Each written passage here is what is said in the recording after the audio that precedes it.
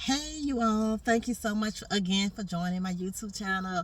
If you're here on a Thursday, that means you came to toast on a Thursday. But as you can see, I am not in my typical location, so I don't have anything yummy to toast to, but we can still toast. So hold your glass up, let's toast. Now, if you're on my channel, that's because you came because you want some marriage resources, right? My name is Keandria Paula, but y'all know I want you to call me Kiki. Why? Because people don't pronounce my name right. They don't forget the I before the A all the time. So call me Kiki, right? Because we cool like that.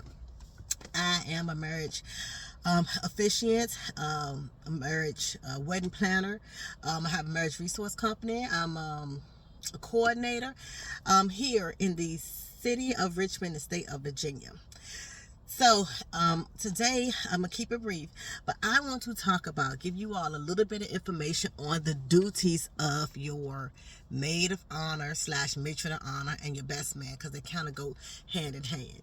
Sometimes people pick these people just because they are a close relative or a friend that you know for a long, long time. But I think that you have to explain to people, explain to your wedding party what it is that is required of them. It's actually duties that are required for the maid slash matron of honor and the best man.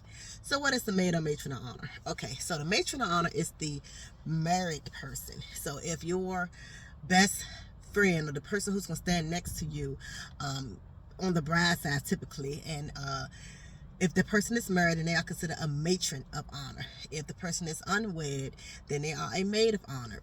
Now, what duties are they responsible for? What are they? So let's break the title down. And this is no disrespect, but it has the word maid in that. M-A-I-D. Not M-A-D-E. M-A-I-D. What is maid? You know, typically a maid is, like a housekeeper, somebody who's running around doing all that type of stuff. And, for lack of a better term, that is kind of the duties of a maid of honor. You are an honorary maid. Not in a bad way, of course. You are made just for the bride. Okay, so look at it like that. You are a maid. You are honorary maid just for the bride. You are there to accommodate the bride in everything she needs.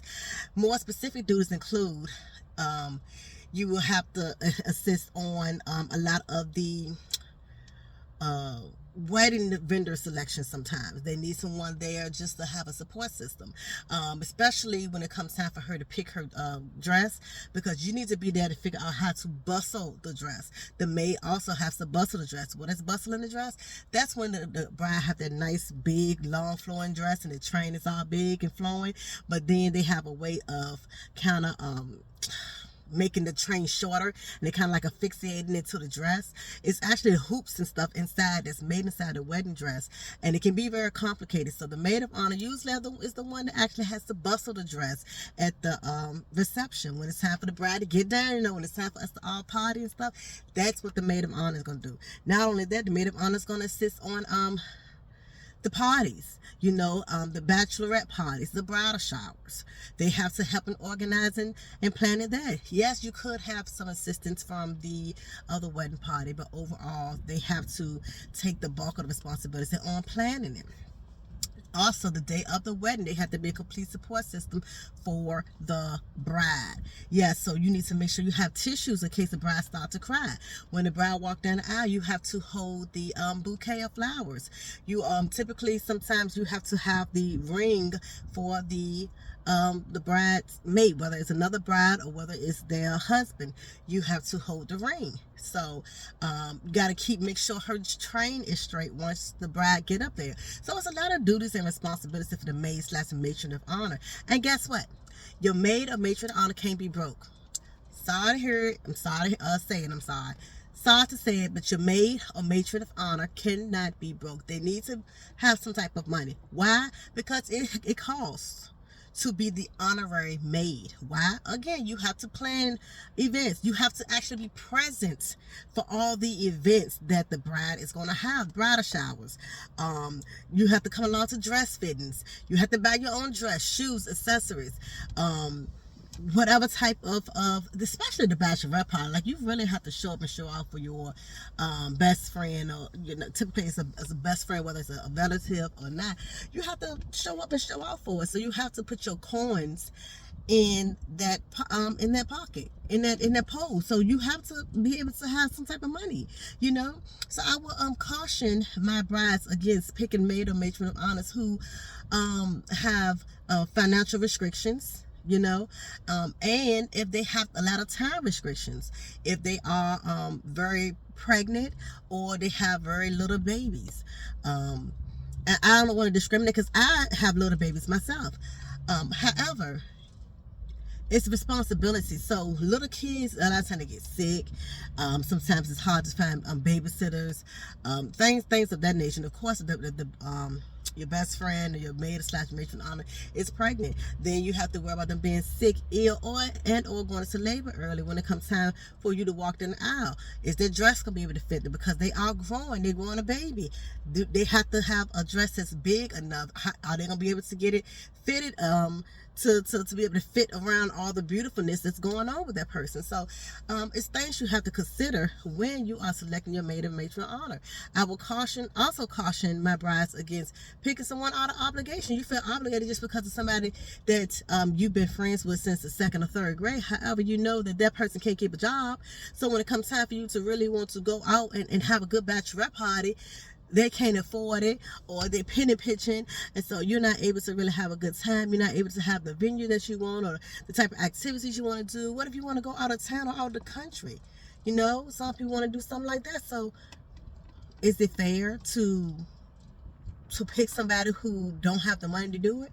So unless you, the bride, is going to foot all those bills, plan all your events and stuff like that, then you want to pick someone who is reliable, who has a flexible schedule that's going to be able to accommodate your schedule, that has money to be able to be your honorary maid. It's a big deal. Now, the same goes for the best man. The best man has some of the same duties and responsibilities. So, they have to plan the bachelor party. They have to be along for the fittings. They have to be along for the activities. They don't have to be there when the groom sees his bride walk down the aisle and he begins to cry. You're gonna have to be able to hang the handkerchief or the tissue. You're gonna have to just be that right hand man when it comes time to getting things done, to making sure that the groom is straight, to making sure that he's not too loose before he walked down the aisle, to make sure he's on his best behavior. Sometimes you have to be the wingman to know when to wing him back. Say, hey, that's one too many beverages. The wedding is tomorrow. We got to calm down. You have to have his best interest at heart. So yeah, you have to have a good time. And again, you can't be broke. You have to have a flexible schedule as well. So it kind of go hand in hand. The way you pick your maid slash matron of honor is the same type of way you want to pick your best man, because some of the same duties and responsibilities rely on both of them. You have to be the complete support system. The person that the bride or the groom want to call at 12 o'clock at night because they having a meltdown, because they hitting cold feet. They need help writing their vows. They need help going to find the perfect tux, the perfect dress. They need help finding accessories. They want to have the best bachelorette party. Anything like that. All those are reasons why you need to make sure you pick someone. When picking your maid or matron of honor slash best man, you need to make sure that the person is reliable. You want to make sure that they have a flexible schedule that can be able to accommodate your schedule. You need to make sure that the person has resources, financial resources. You got to make sure the person is actually in good energy and is able to be there for you completely, and know how to not make this day about them, but to make your day about you, and to understand your vision, your wants, and to be your complete support system. They're going to have to hold the rings when you are at the altar. Maid of Honor going to have to fix the train on the bride's dress. The best man, is going to hold the reins, going to have the handkerchief when that man start to cry, going to hold them up if things get a little too. Now, I done seen best man, not the best, the groom, when it's time to cry. I always say men cry 85 to 90% of the time, typically. And so I done seen just a cute little tear come down. I done seen the cry like, oh my God, hold me up, I can't take it type of cry. And it's all in a good emotional, love-filled thing.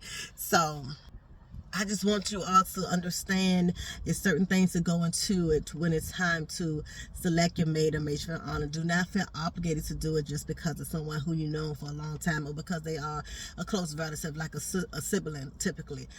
I need you to pick someone who's going to be the person for you. And for the brides who have both a matron and a maid of honor, who determines who stand beside you is the person who is going to be your right hand woman during that time. So if you know, and it's been plenty of times, sometimes it'd be like a matron of honor and a maid of honor, but the maid of honor, it may be your best friend, like a sister, and the matron of honor is like your best friend, but it married, but the person is married. But you want your sister to stand beside you. That's perfectly fine. You will have your sister be the maid of honor, stand beside you, and then it's going to be the matron of honor, then it's going to be the rest of your bridesmaids. However, your sister needs to understand, by standing right beside me, you are my honorary maid. You are made just for me, to accommodate me and everything I need you to accommodate me for everything wedding related. Okay?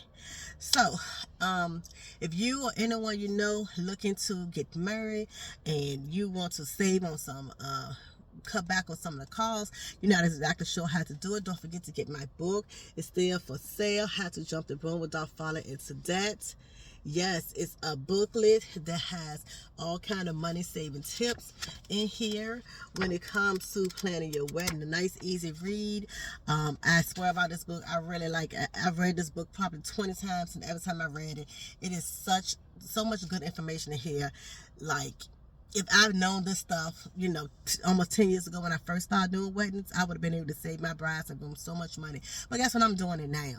And they are very appreciative of the knowledge that they are getting from reading this book. So if you know it's engagement season, I know y'all know someone who just got engaged, and it's a perfect gift to give them. Just go ahead and give them a book so they can be fully prepared, know what to expect, even if they don't have a tight budget.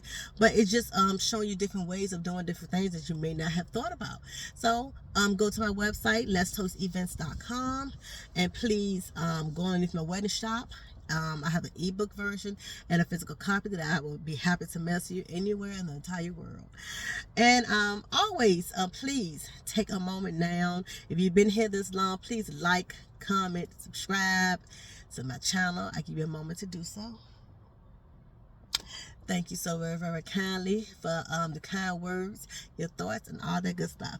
And as always, you know how we like to close it off. We do it for love, we do it for life, and we toast it all. So love, life, let's toast.